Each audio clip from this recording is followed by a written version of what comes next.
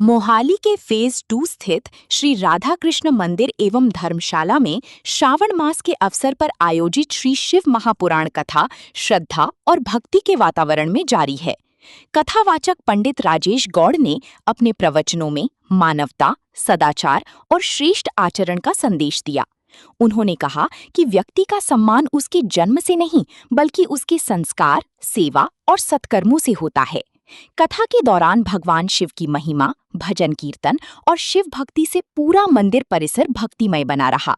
बड़ी संख्या में श्रद्धालु प्रतिदिन कथा श्रवण कर भगवान भोलेनाथ का आशीर्वाद प्राप्त कर रही हैं। कथा का समापन प्रतिदिन आरती और प्रसाद वितरण के साथ किया जा रहा है।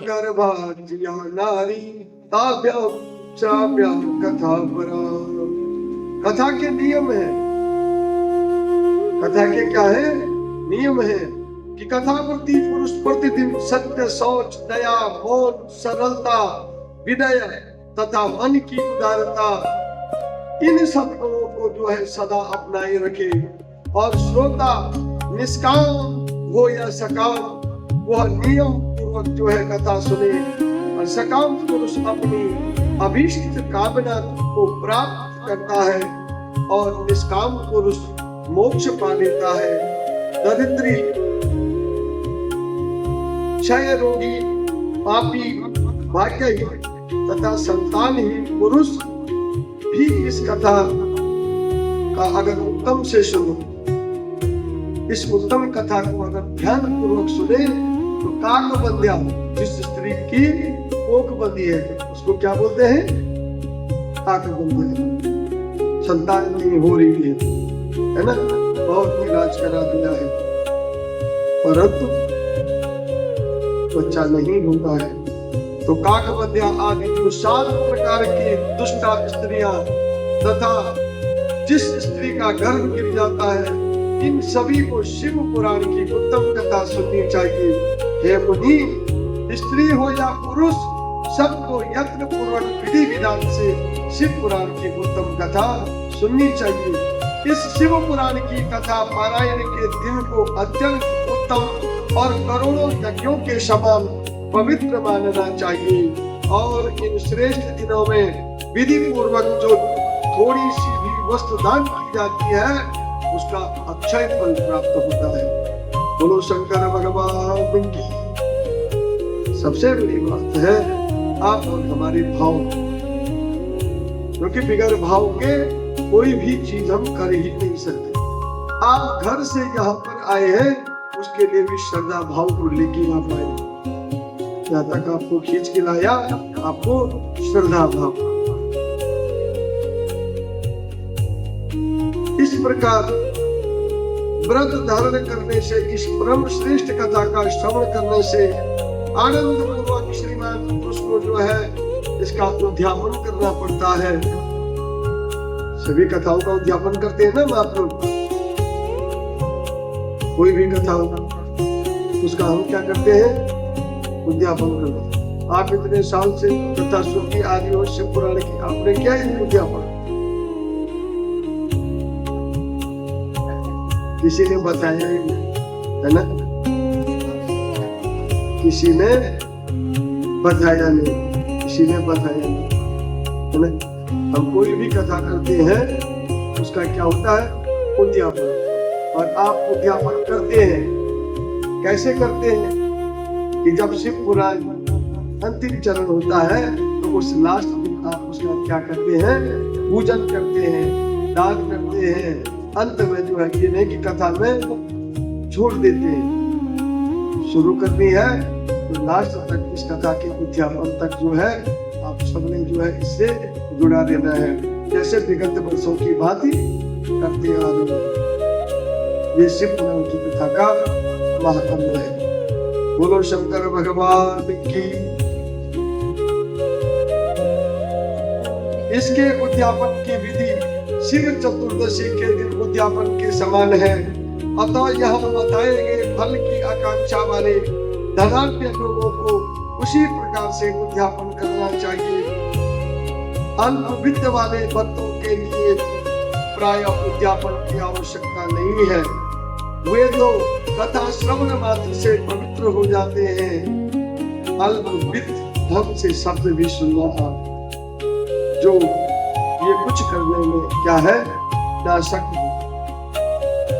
अल्पवित जिनके पास कुछ नहीं है, वो शिव पुराण की कथा सुन करके ही पवित्र हो जाते हैं, उद्यापन के फल को प्राप्त कर लेते हैं।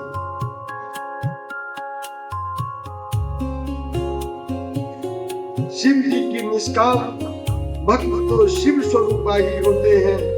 हे महर्षि, इस प्रकार शिव पुराण की कथा का पाठ श्रवण संबंधी यज्ञ उत्सव की समाप्ति होने पर श्रोताओं को भक्ति एवं प्रयत्न पूर्वक भगवान शिव की पूजा की भांति पुराण की जो है पुस्तक की भी पूजा करनी चाहिए।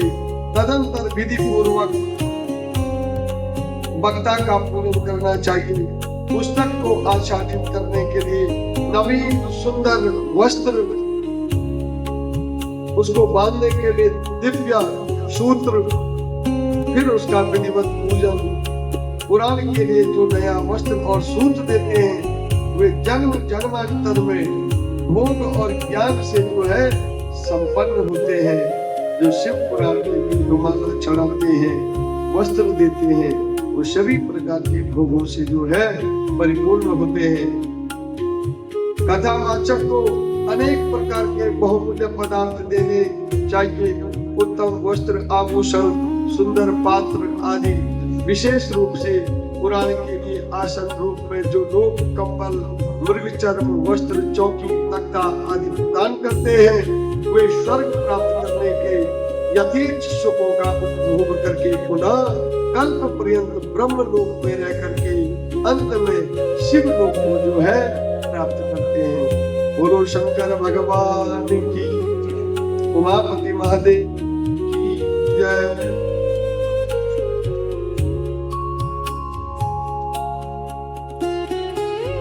एवं कृता विधानेन पुस्तकस्य पूजनम्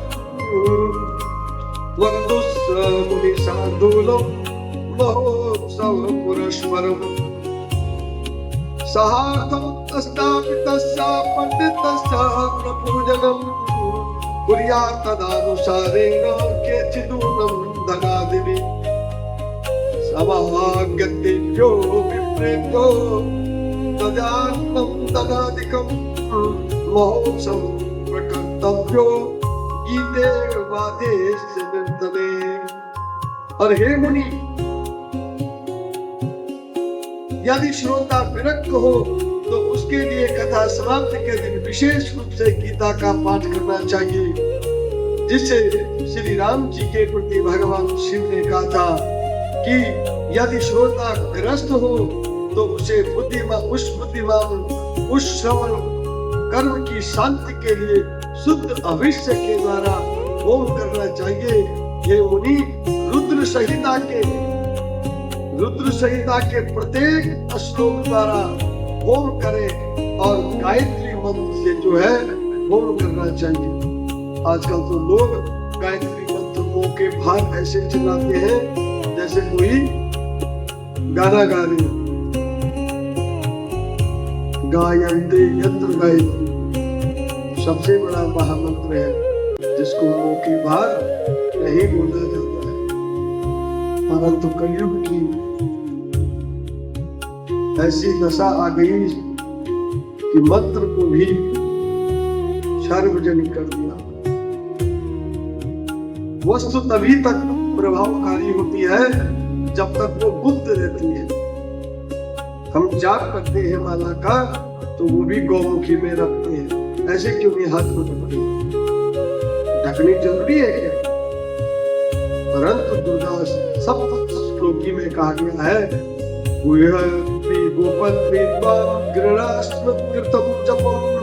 सिद्धिर्भवति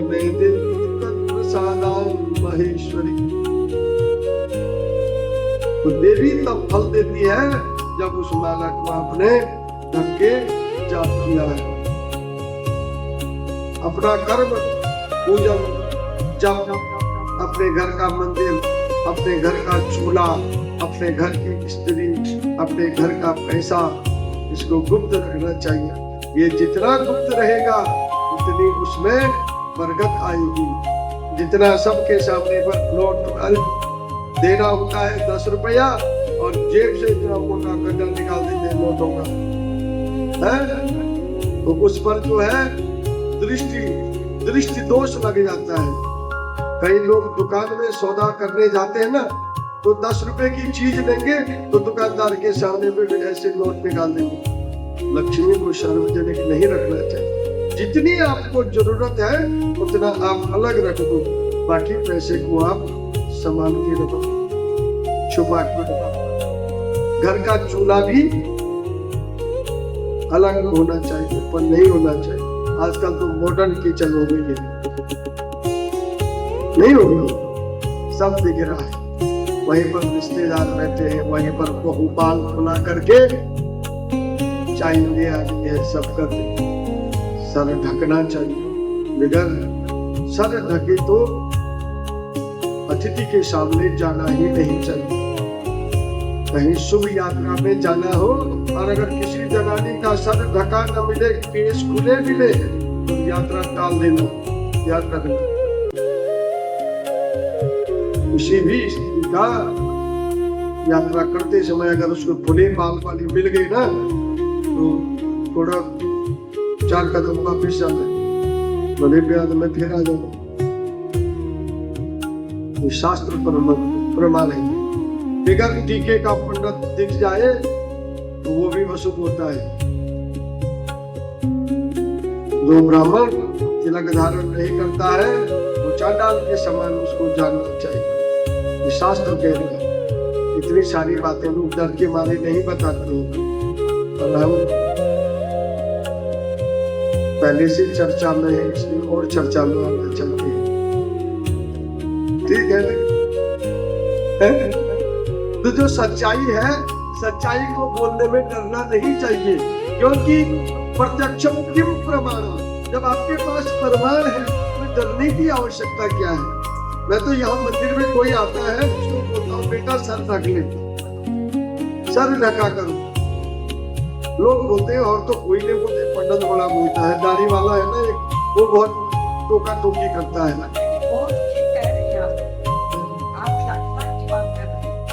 तो जो मुझे एक बार में बुरा बनूंगा, पर लोग घर जाके सोचते हैं कि वास्तव में इस आदमी ने, पता क्या होता है, मेरा कुछ नहीं जाता है, मैं तो अपनी गद्दी में बैठा हूँ, आपको प्रसाद दे रहा हूँ, परंतु आप मंदिर में आके मत्था टेका वो ना आपके लिए अशुभ है।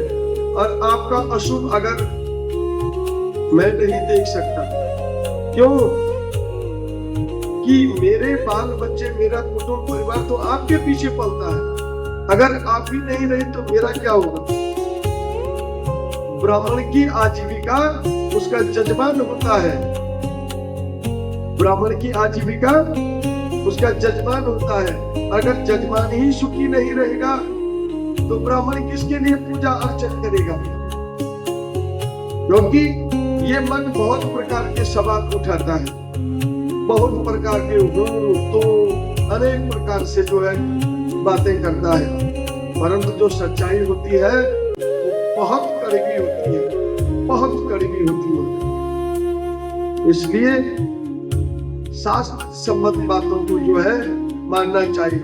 आपने देखा होगा, पहले आप खुद बोलिए, जब आपकी शादी हुई थी आप अपने ससुर के सामने नंगे सर के गए थे, अरे इतना बड़ा घूमट था, यहाँ तक रखा होगा, जमीन दिखती थी नीचे, इधर उधर कुछ नहीं दिखता था। तो वो क्या थी, मर्यादा थी। और उस समय खाने में बाल भी नहीं गिरते थे, क्योंकि सर ढका देता था, बाल कहाँ से गिरने। आजकल अमूमन घरों में जाओ तो खाना पहले बाद में देते हैं, बाल पहले हाथ में आ जाता है। तो बाल तो आएगा ही जब सर ऐसे खुला है। बहुत चीजों में शास्त्र की मर्यादाएं हैं, लोग इन चीजों को नहीं मानते हैं। गुरु शंकर भगवान की मां महती।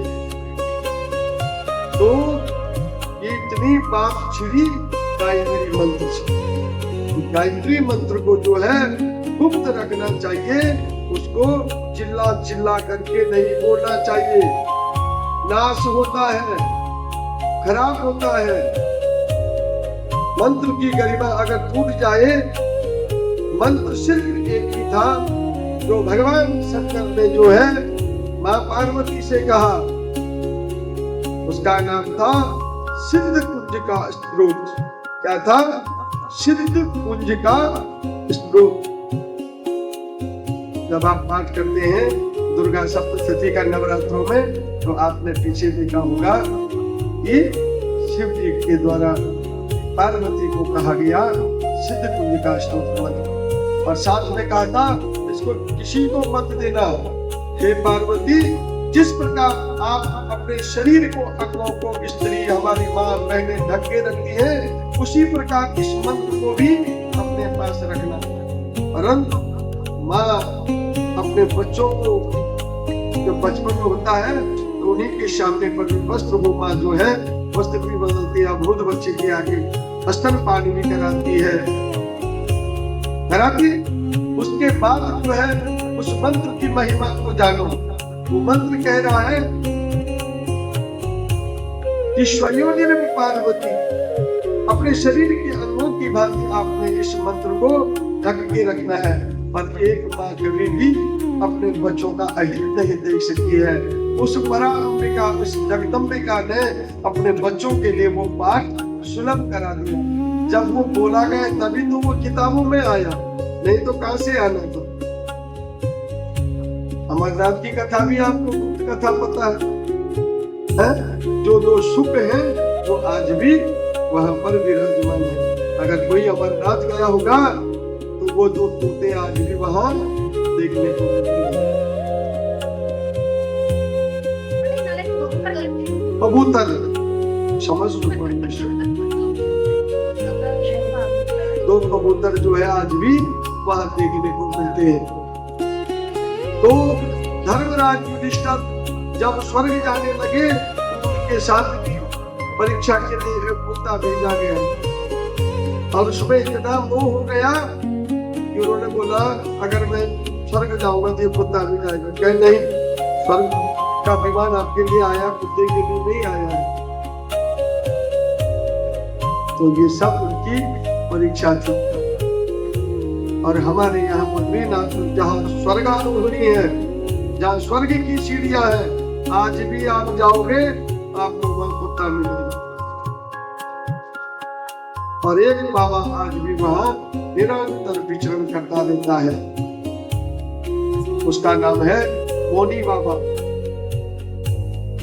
और आज तक जितने भी लोग गए हैं उन सब ने उसको वैसे ही देखा है। जो 50 साल पहले गया वो भी बोलता कि वहां एक बाबा ऐसा है, और जो आज जा रहे हैं, आज तो आप और हमारे पास बहुत साधन है, मोबाइल हो गए हैं, तब तो कुछ भी नहीं था, तब तो कही हुई बातें थी। आप गए, आपने बोला मैंने वहां ऐसे देखा और मैंने विश्वास कर लिया, और मैंने जो है सीता आंटी को भी बताया, गीता आंटी को भी बताया, सबको बताया ऐसे ऐसे होता है। सबने विश्वास कर लिया और उसके दूसरे के कहने से वो कथा बन गई। क्या बन गई? ऐसे ही होता। 10 आदमी तो गए नहीं, क्या गए हैं?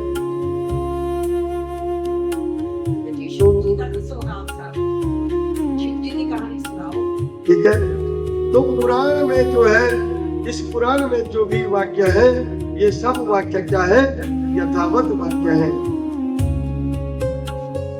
इसलिए भगवान शंकर कह रहे हैं कि जो भक्त मुझको निष्कपट निश्चल भाव से जो है मेरा स्मरण करता है, उसकी कामना मैं हमेशा पूरी करता हूँ, क्योंकि वो क्या है? दया के सागर है। बोलो शंकर भगवान की जय। ग्रस्तस्य कर्तव्यस्तेन धीमता होम शुद्धेन हविषा कर्मणस्त्वं शान्तये रुद्र सहितायां होमं प्रतिश्लोकवामने गायत्र्या समवाचं पुराणस्यं तत्ततः। और श्रोता अगर जो है ग्रस्त हो तो श्रवण कर्म शांति कराई और कथा श्रवण संबंधी व्रत की पूर्णता की सिद्धि के लिए 11 ब्राह्मणों को मधु मिश्रित खीर भोजन कराए, उन्हें दक्षिणा दे। शक्ति हो तो 3 पल 12 तोला सोने का एक सुंदर सिंहासन बनवाई, उस पर उत्तम अक्षरों में लिखी हुई अथवा शिव पुराण की जो है पुस्तक विधि पूर्वक स्थापित करें। जो इस पुराण को रखने के लिए आसन है उसकी भी सोने के आसन की बात हो रही है। तत्पश्चात पुरुष आवाहन आदि विविध उपचारों से जो है उसकी पूजा करे, दक्षिणा चढ़ाए। तदंतर जितेंद्रिय आचार्य का वस्त्र, आभूषण, गंध आदि से पूजन करके उत्तम बुद्धि वाला श्रोता भगवान शिव के संतोष के लिए दक्षिणा से वह पुस्तक दान करे। हे शौनक आदि, इस पुराण के उस दान के प्रभाव से भगवान शिव का अनुग्रह पाकर पुरुष भवबंधन से जो है मुक्त हो जाता है और इस तरह विधि विधान का पालन करने पर श्री संपन्न शिव पुराण संपूर्ण फल को देने वाला और भोग और मोक्ष का दाता है। बोलो शंकर भगवान की। हे मुनि, मैंने आपको शिव पुराण का यह सारा महात्म्य जो संपूर्ण अभिष्ट को देने वाला है बता दिया है। अब और क्या सुनना चाहते हैं? तो श्रीमद् शिव पुराणम तो पुराण तिलक स्मृतम छिन्न विक्रम रम्यम भवरोग निवारणम ते जन्म भाजा खलु जीव लोके ये वे सदा ध्यायन्ति विश्वनाथ विश्वेश्वरम वाणी गुणान स्तोति कथा श्रृणोति श्रोतम वयन्ते भवमुक्तिरमुक्ति।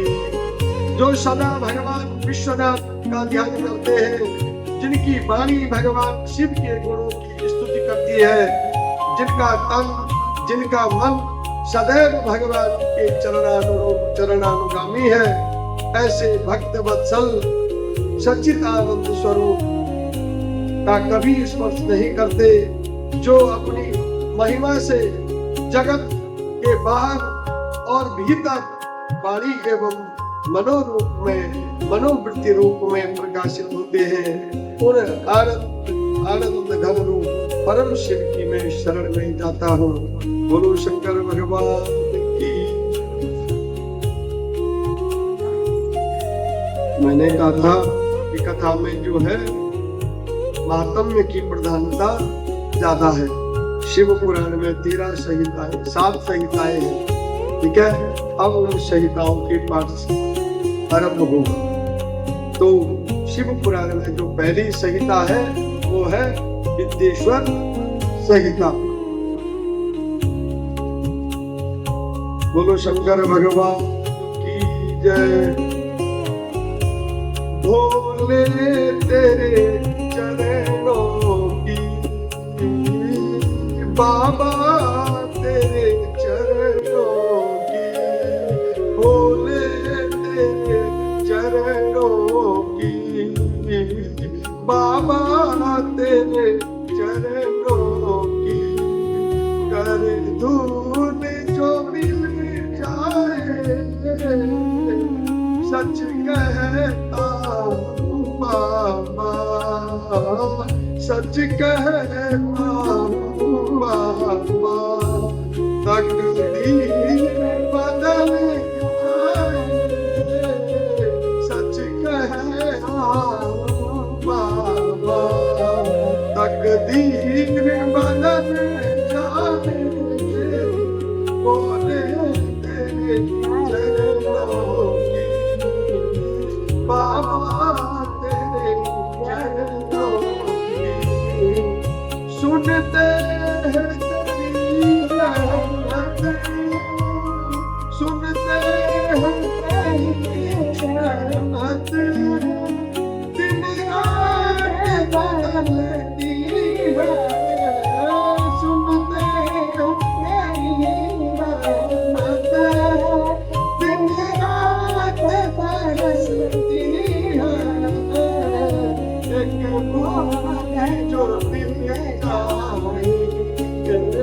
एक मोने जो मिल जाए, दिल की गली खिल जाए, एक मोने जो मिल जाए, दिल की गली खिल जाए, बोले तेरे चरणों की बाबा तेरे चरणों की, गर तुझे जो मिल जाए,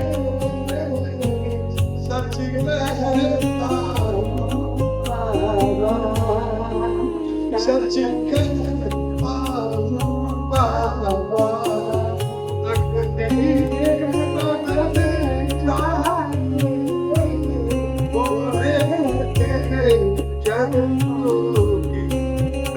ये मन बड़ा चंचल है, ये मन बड़ा चंचल है, ये तेरा भजन करूं, ये मन बड़ा चंचल है, कैसे तेरा भजन करूं, जितना इसे समझाऊं, जितना इसे समझाऊं, उतना ही मैं चले जाए,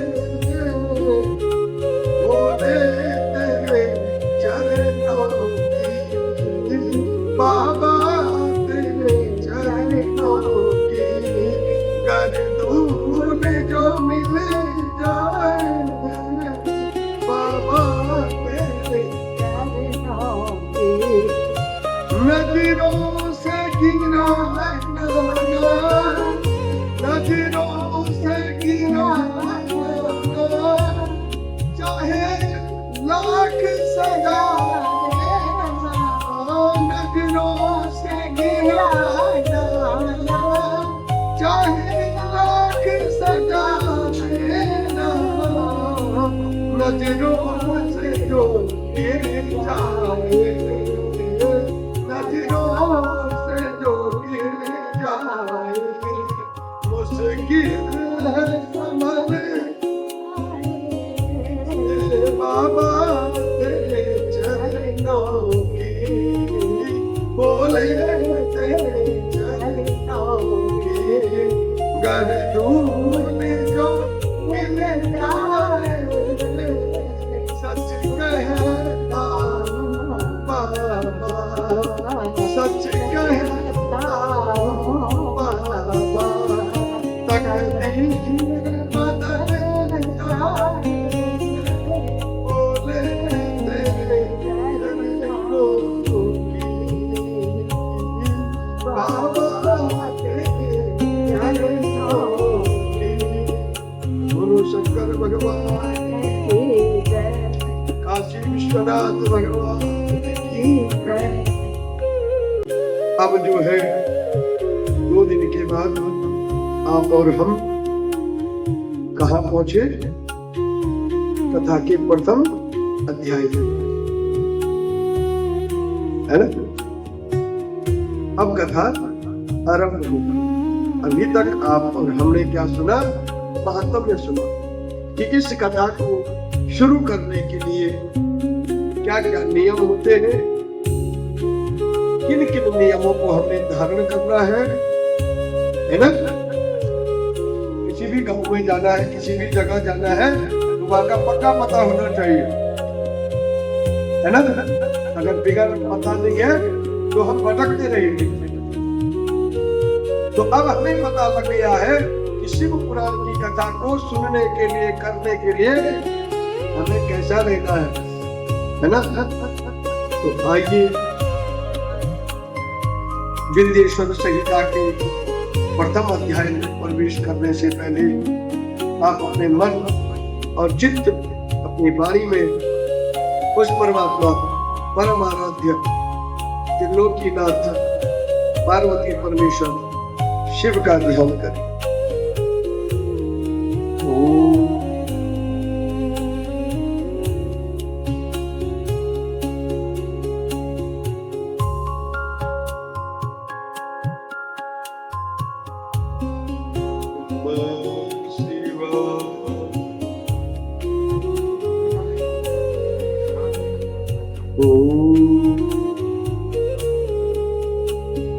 नमः शिवाय।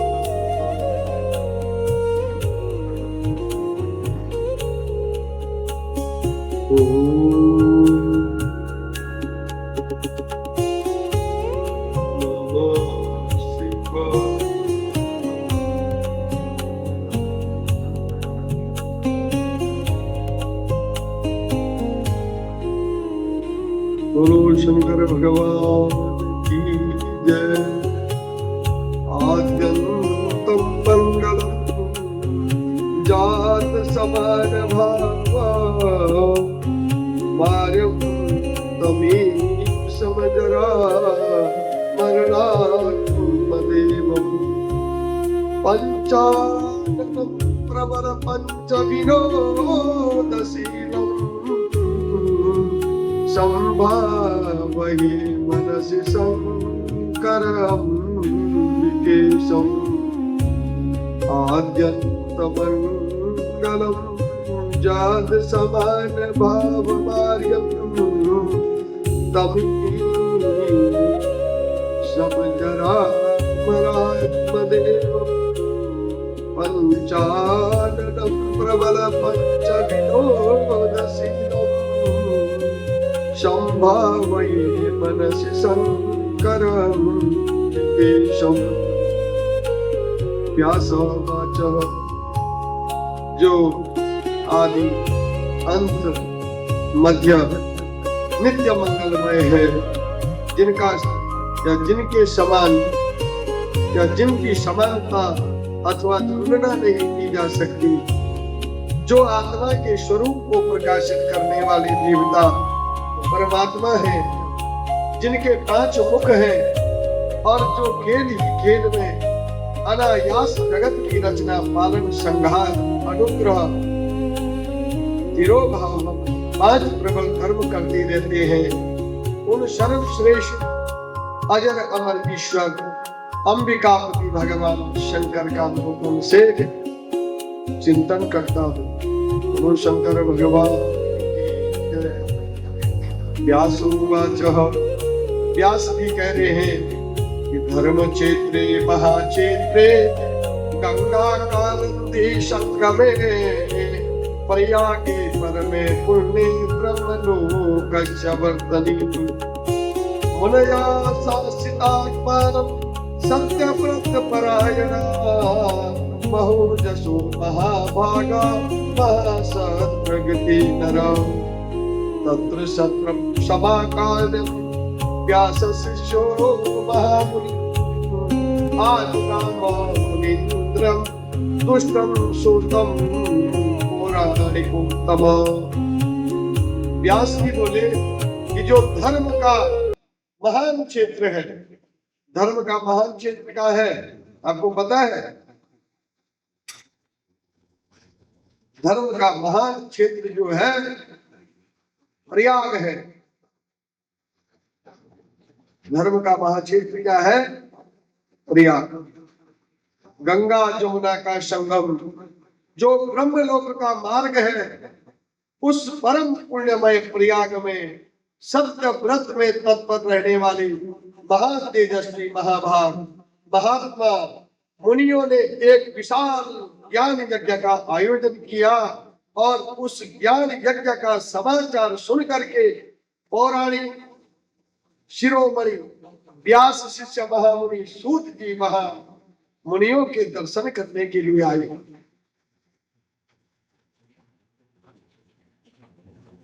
देखो कथा बहुत ही सरल भाव से सुननी चाहिए, उस पर मनन भी करना चाहिए, क्योंकि इस कथा का जो सार है वो अन्य कथाओं से बहुत अलग है। ये शिव कथा है, ये ऐसे महादेव की कथा है जो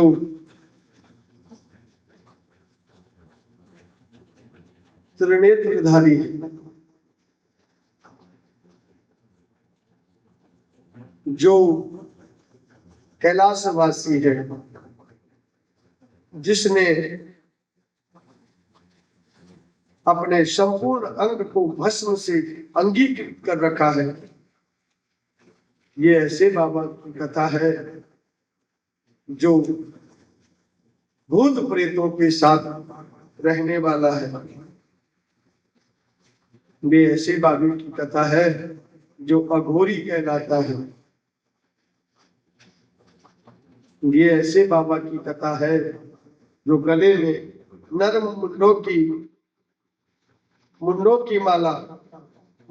की माला, ये ऐसे बाबा की कथा है जो गले में मुंडों की माला धारण करने वाले।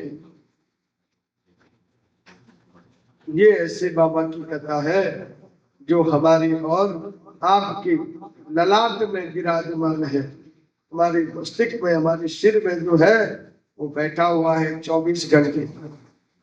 ये ऐसे बाबा की कथा है कि जिसके बिना हम न तो यहाँ आ सकते हैं और न तो यहाँ से जा सकते हैं। ये मोक्ष देने वाले, संहार करने वाले, उत्पन्न और संहार करने वाले बाबा की कथा है। ऐसे त्रिलोकीनाथ बाबा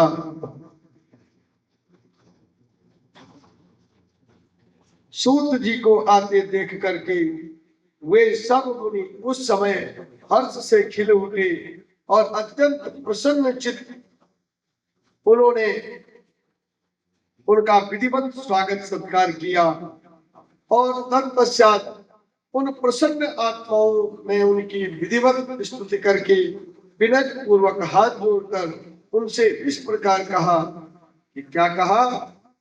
रोम हर्षण सर्वज्ञा भगवान वे भाग्य गौरवा पुराण विद्याखिलम व्यासात् प्रत्यक्ष मह्यवा तस्मात् तम भूतानां कथानां विभाजनम् रत्नानां मुरुषाणां रत्नाकर इवाकृणाम्। हे सर्वज्ञ विद्वान रोमहर्षण जी, आपका भाग्य बड़ा भारी है। इसी से आपने व्यास जी से यथार्थ रूप में संपूर्ण पुराण विद्या प्राप्त की, इसलिए आप आश्चर्य स्वरूप कथाओं के भंडार हैं। ठीक उसी तरह जैसे रत्नाकर समुद्र बड़े बड़े सारभूत रत्नों का क्या है? अंगार है। तीनों लोकों में भूत, वर्तमान और भविष्य की जो बात है तथा अन्य जो कोई वस्तु है वह आपसे अज्ञात नहीं है। आप उन सब के बारे में जो है जानकारी रखते हो।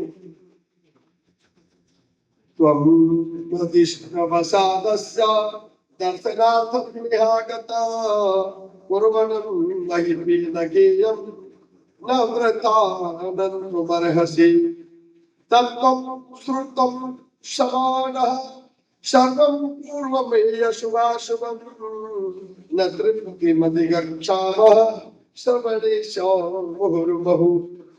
हमने पहले भी आपसे शुभाशुभ तत्व का पूरा वर्णन सुना है, किंतु उससे तृप्ति नहीं होती। हमें उसे सुनने की बार बार जो है इच्छा होती है ना। इतने सालों से शिव पुराण की कथा हो रही है राधा कृष्ण मंदिर में, एक बार सुन ली थी, बार बार क्या है, परंतु नहीं, ये ऐसा पुराण है जैसे ही श्रावण का महीना आता है। Thank you for watching. Stay connected with Aman Sandesh Times for the latest news and updates. Don't forget to like, share and comment.